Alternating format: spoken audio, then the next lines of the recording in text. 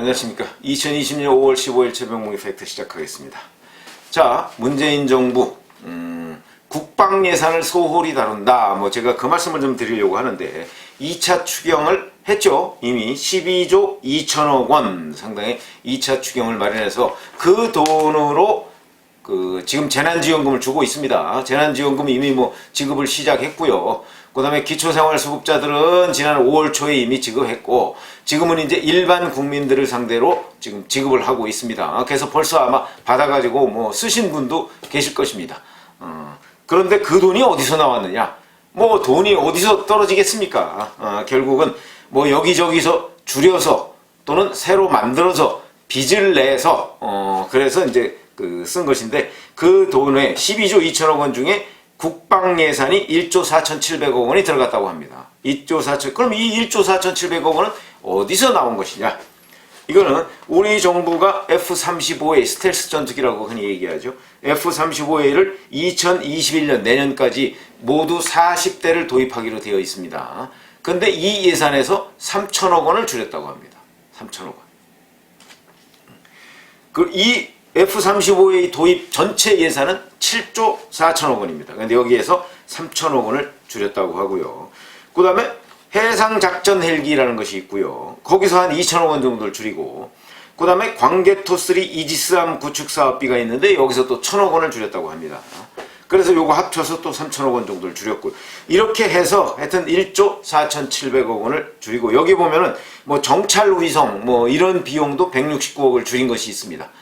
그러면 결국은 F-35의 스텔스 전투기에 뭔가 이제 그 구멍난 부분이 있는 것이고, 해상작전 헬기, 이지스함, 정찰 위성 뭐 다 여기저기에서 조금씩 깎였기 때문에, 뭐 몇백억, 몇천억씩 깎였기 때문에 그와 관련해서 과연 그 해상작전 헬기나 아니면 뭐 이지스함 같은 걸 들여오거나 우리가 구축을 하면 이게 제대로 작동할 것인가? 왜냐면 돈이 줄었으니까. 만약에 이 돈을 이렇게 줄였는데도 제대로 작동한다면 그동안에 국방 예산이라는 것이 굉장히 거품이 많았구나 하는 거에 반증이 되는 것이죠. 그런데 그렇지 않을 겁니다. 아마 모르긴 모르지만 대체적으로 비용을 줄이면 그에 따른 대가를 치르게 돼 있습니다.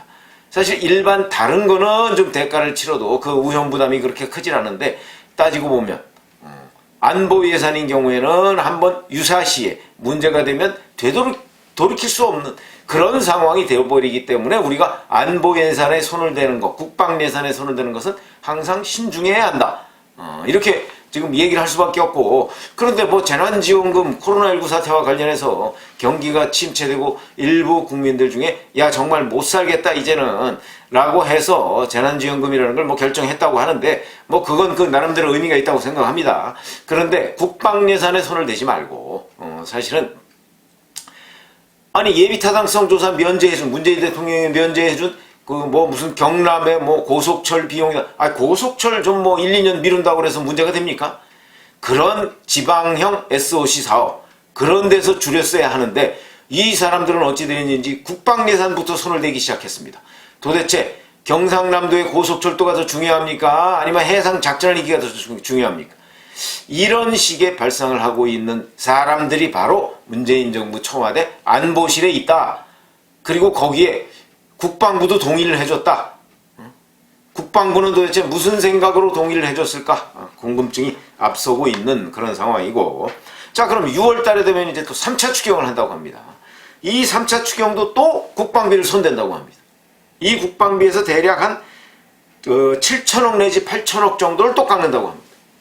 자, 그러면 여기에서 국방부에서 대략 한 4천억 정도, 방사청에서 방위사업청에서 한 3, 4천억 정도를 깎는다고 하는데, 여기 이렇게 되면 또 무기 구축비, 무기 구매비 뭐 이런 데서 깎아야 됩니다. 근데 우리 잘 아시다시피 무기 구입비 같은 거는 이미 몇 년 전에 다 그 액수에 대해서, 가격에 대해서 협상을 해놨습니다. 그럼 뭘 깎아야 되죠? 아마도 그 부대 비용 중에 제일 큰 것은 정비일 것입니다. 정비와 부품 조달 비용 이런 걸 깎았을 겁니다. 그럼 정비와 부품 조달 비용을 깎으면 어떻게 되죠? 자, 만약에 해상작전 헬기를 들여왔는데 그 작전 헬기를 뭐 처음에야 새 거니까 괜찮겠죠. 근데 몇 년 운용하다 보면 부품이 이제 새로운 부품이 필요하게 되고 수리를 해야 될 필요성이 있고 이러면 그 비용을 깎았다? 그럼 수리 못하고 그냥 만약에 좀 고장났을 때 아니면 부품이 좀 낡았을 때 그냥 세워둬야 됩니다. 이렇게 되면 이 해상작전헬기 뭐 필요합니까? 이지스함, 광개토3 이지스함 이게 만약에 부품이 모자라서 그냥 세워뒀다 그러면 그거 안 들여온 거나 마찬가지죠. 이런 위험성을 초래할 수 있는데 이 정부는 지금 그걸 깎아서 국민들한테 돈을 나눠주는 데 썼다. 그거보다 이 국방비 예산을 이렇게 소홀히 취급해도 되는 것인가? 그거보다는 오히려 지방형 SOC 사업 이런 데에서 깎아서 아니 고속철도 같은 거는 좀 늦게 놔도 괜찮습니다. 몇 년 늦는다고 해서 크게 문제 될 거 없고요. 거기에 일반 철도나 뭐 버스나 뭐 이런 걸로 화물 트럭이나 이런 걸로 대체해도 몇 년 정도는 충분히 버틸 수 있습니다.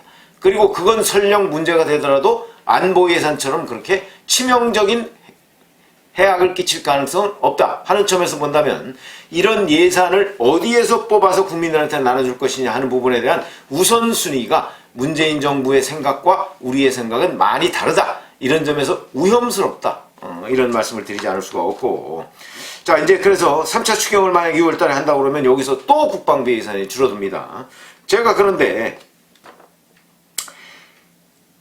지금 또 문제가 생긴 게 뭐가 있냐면 바로 이런 문제 때문에 지난 5월 3일이죠. 북한군이 우리 GP를 향해서 총격을 가한 거 그거 다 기억하시죠?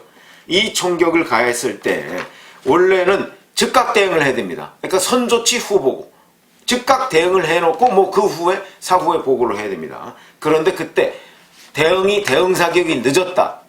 뭐 이런 얘기가 있었죠. 그런데 그 후에 또 하나 밝혀진 사실이 있습니다. 한 15분 정도 뒤에 대응을 했는데 이것도 늦은 겁니다. 곧바로 대응을 해야죠. 이것도 늦은 건데 그게 아침 7시 41분 상황입니다.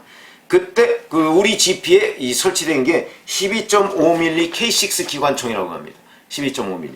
그런데 이 기관총으로 즉각 대응을 하려고 하는데 이 기관총이 고장난 겁니다. 격발이 안 되는 겁니다. 격발이라는 거는 화약을 때려가지고 이 폭발을 해야 총알이 나갈 거 아니겠습니까?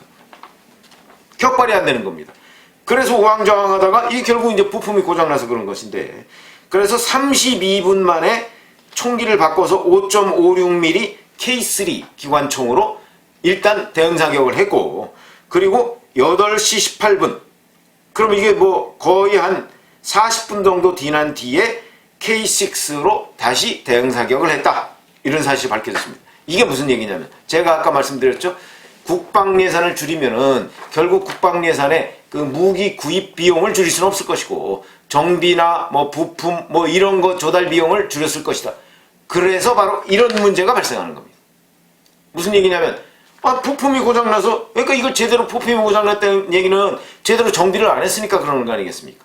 그러면 우리가 자 국방비를 줄여서 만약에 국민들한테 나눠주고 그 문제로 추가 경정 예산을 편성한다면 또다시 앞으로 1년 2년 뒤에 이런 일이 벌어진다. 내지는 해상작전헬기 이지스함 이런 거 들여와도 또 이걸 운용하는 과정에서 부품이 모자르거나 아니면 제대로 정비를 못해서 부품이 고장나거나 이런 일이 발생한다.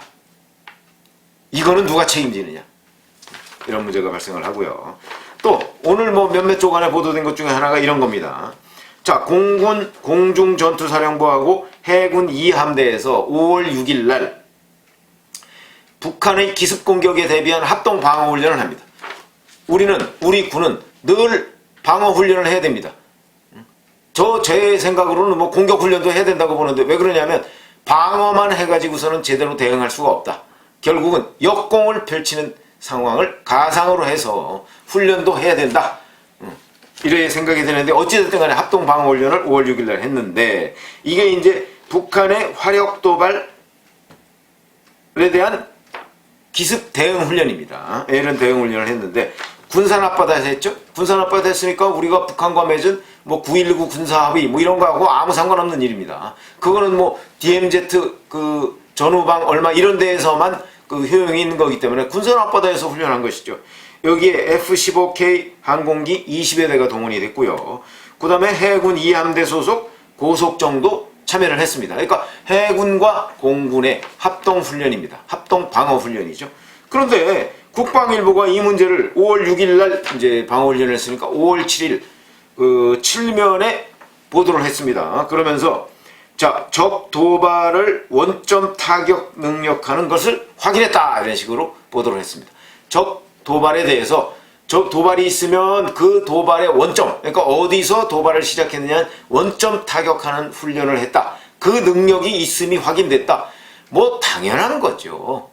아니 그런 거 하라고 국방부가 있는 것이고 그런 훈련을 한 겁니다. 그리고 국방일보는 그런 걸 보도한 겁니다. 자, 그런데 희한한 일이 벌어졌죠. 그 바로 다음 날 북한의 인민무력부에서, 인민무력부는 우리로 얘기하면 국방부하고 똑같은 데입니다. 거기서 대변인 담화를 냈습니다. 그러면서 우리를 적으로 지칭하며 군사연합훈련을 했다고 비난했습니다. 아니 뭐 저는 뭐 그럴 수 있다고 생각합니다. 북한의 인민무력부에서, 북한의 국방부에서 아니 그 지금 우리는 뭐 조용히 있는데 너희가 우리를 뭐 적으로 지칭하면서 무슨 원적 타격 운운하면서 그런 훈련을 할 수가 있어? 이거 도발 행위 아니야? 그거야 늘 있는 일이죠. 뭐 북한이 훈련하면 그 남한군도 긴장하게 되고 그 반대의 경우도 성립하게 되니까. 근데 문제는 여기 있는 것이 아니고 우리 청와대 안보실에 있습니다. 자, 이런 군을 불러서 질책을 한 것으로 지금 몇몇 신문에 보도가 되고 있습니다. 뭘 질책했습니까? 왜 북한의 반발을 살 이런 일을 벌이느냐? 그거는 뭐 정확하게 예를 들어서 왜 훈련을 했느냐 아니면 왜 그걸 국방일보에 보도를 했느냐 뭐 어떤 것인지는 분명하지가 않지만 어쨌든 관계자들을 질책했다. 그러면 우리 청와대 안보실은 자 무슨 생각을 가지고 있느냐? 자 국방예산은 국방예산대로 줄여서 국민들한테 나눠주는 게 우선순위. 다른 것보다는 국방예산에 손을 대서 줄이고요. 그래서 이게 나중에 큰 문제가 생기고 뭐 이럴지도 모르는데 그런 일을 지금 청와대 안보실에서 컨트롤 타워 역할을 해가면서 사실상 주도하고 있고 자 그런데 우리 군의 정상적인 방어 훈련에 대해서도 우리 군 관계자를 질책하며 그럼 청와대 안보실은 도대체 어떤 생각을 가지고 정말 우리 대한민국의 안보를 조금이라도 생각하고 있는 것이냐 하는 그런 의문을 가지지 않을 수가 없다. 지금 청와대 안보실이 해야 될 일은요. 우리 방어 훈련, 방어 연습하는 훈련 그런 그 군인들을 불러다 질책할 일이 아니고 GP에서 그 총격 사건에 대해서 제대로 대응하지 못한 그 사단장, 군단장들을 불러서 질책을 해야 되고 왜 K6 12.5mm K6 기관단총이 제때 대응을 할 수가 없을 정도로 부품이 고장났느냐 평소에 관리를 어떻게 해서 이런 일이 벌어졌느냐 이걸 질책해야 될 시점이다. 그런데 지금 선후가 뒤바뀌었고 선후 정도가 아니고 그 다음에 국가 안보에 대한 개념조차 모호한 상황이 되어버렸다. 이 일을 어찌할 것인가. 사실은 이런 일은 국회 국방위원회나 뭐 이런 데에서 국방부 관계자들을 불러서 질책을 하고 대응 방안을 마련하고 재발 방지책을 마련해야 하는데 지금 뭐 민주당은 별 관심 없는 것 같고요. 미래통합당이 이런 일을 해야 되는데 야당인 미래통합당이 자 근데 야당인 미래통합당도 아무 관심도 없는 것으로 보입니다. 아니 뭐 관심이 있어도 거긴 지금 뭐 제 코가 석자라서 이런 안보 문제 또는 뭐 이런 국방 예산이 줄어드는 문제에 대해서 지금 챙길 여력도 없는 것으로 보이는데 그러면 우리 국민 스스로가 챙겨야 되는데 우리 국민은 지금 챙길 방법이 없습니다. 이 일을 어찌할 거나 이런 걱정이 들어서 제가 오늘 말씀을 드렸습니다. 감사합니다.